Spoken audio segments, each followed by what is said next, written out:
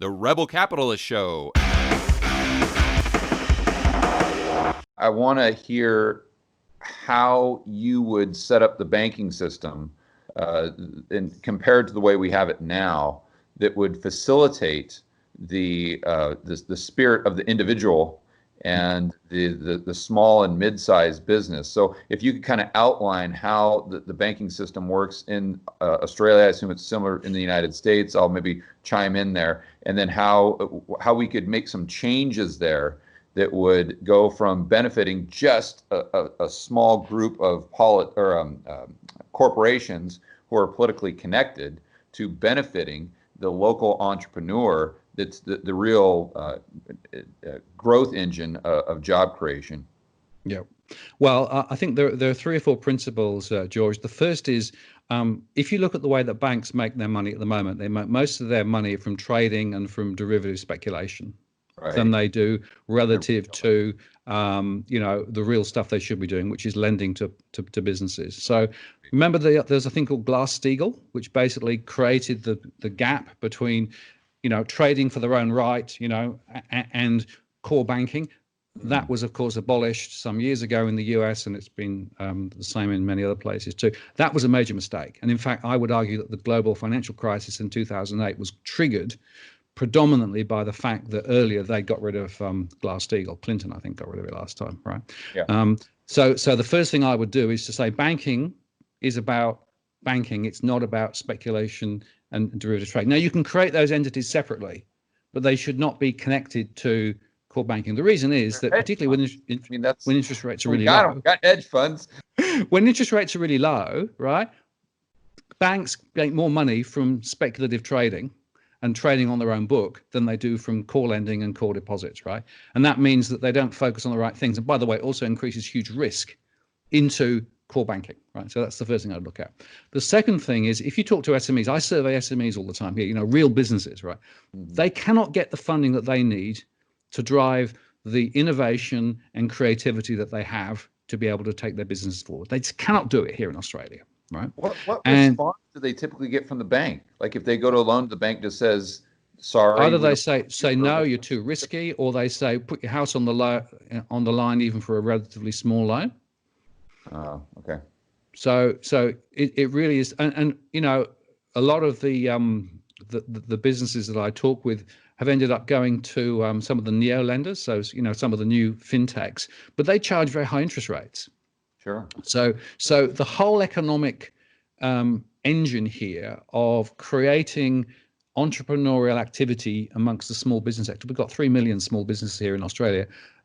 More than half of them cannot get the funding they need to be able to do the things they want. So we have to find a way of breaking that nexus. Now, the reason is that because the banks much prefer to lend for mortgage lending, as we've discussed previously, right? Because the risk ratios for mortgage lending relative to the lending to SMEs is completely different. So it's about a quarter risky in terms of the capital you have to put for mortgages relative to business lending, right?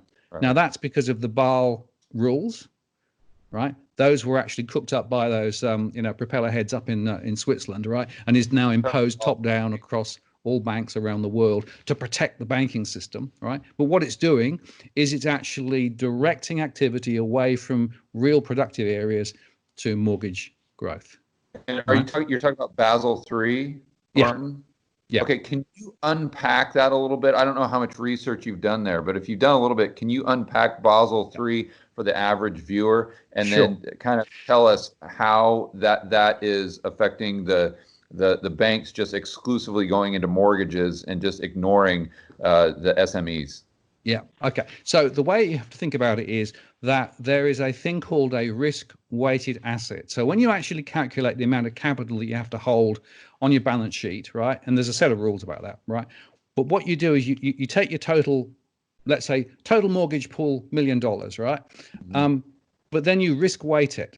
And those risk weights are determined by Basel and then translated into locally. So in fact, you don't need to hold capital for the total of your mortgages. On average, it's around 25% of your mortgages. So basically, you write it down before you actually apply capital. So what it means is that if you're a bank and you have to hold the capital and capital costs, you either have to raise the funds or you have to issue shares, right? What it means is that for lending for mortgages, right? It's about a quarter of the capital relative to lending to businesses, right? Right. So what Right. that means is that if I'm an executive in a bank and I'm saying, okay, I've got $1,000 to lend, right? Now, if I lend it to that business, it's going to cost me this much. But if I lend it to a mortgage holder, it's going to cost me this much. So I can do 4 times the amount. Right. All right. That's And that's the backed that's up the by the problem. government. Yeah. And that basically was determined by the Bank for International Settlements, Basel or Basel, depending on which part of the world you come from, and those rules are effectively determining now the basis of which banks actually behave, right? So it's sort of logical for them to actually drive into the mortgage sector because they can actually make their capital go a lot further. In Australia, if you look at the leverage ratios, right, about 5% of the capital in a bank is actually owned by the shareholders, right? All the rest of it to make up the balance sheet is actually borrowed from either depositors or from the markets, Right. right? And what that means is that banks are highly leveraged institutions, right? And that's part of the problem, right? Because effectively they can leverage up massively for mortgages, which is why in Australia we've got 65% of our banks books for mortgages, and you can another 20% for construction sector. So the construction and housing sector is huge, and basically that's why the banks are at so much risk. And what that has done is to create now a sense of the banks only really want to lend for mortgages, nothing else, right? And they keep talking about, and it's interesting how all of the spiel recently with all of the support of the Reserve Bank, it's for businesses and for households, right? That's what they keep saying. But no, it's to support the banks. It's to support the banks and their ability to be able to pay returns to shareholders. That's what those support mechanisms have been. But here's the thing. Once you've actually got to the point where your business is fundamentally reliant on the housing sector, and you can't countenance falling house values, because if you did, your capital ratios will go all off and you have to put a lot more capital, and it would cost you an arm and a leg. And if you have defaults, it would cost you an arm and a leg. You've got myopic leverage, you've got myopic risks. All right. Yeah. That's why now everyone's paranoid about property prices falling, right? Because if property prices fall, the banks probably fall over. And in fact, there was a Freedom of Information request to the Reserve Bank, came out a couple of months ago, and it said this: the Reserve Bank was discussing whether they should stop the reporting of price indices for property because of COVID. They didn't want to actually publish the fact that property prices are going down because it might actually have a negative impact on the property market and on, quote, financial stability. Now, they didn't do that in the end, but the thought of even somebody discussing that, in other words, hiding what was happening to property prices, right? And as I said earlier on, those property indices are still not telling the full story in terms of what's going on at the moment.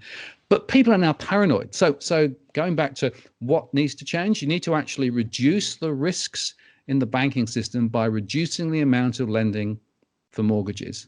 And you do that fundamentally changing the rules, or think about whether you need those rules at all. Do you need that centralized?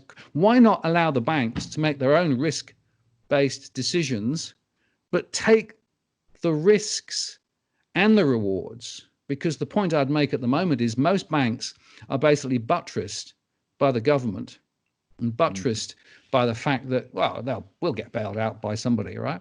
Right. We've lost the whole idea of banks themselves being entrepreneurial and, frankly, doing the things that they do best and what they should have done, which was to be able to provide funding for businesses and to provide a home for deposits. We've lost the plot. So our banking system is not fit for purpose.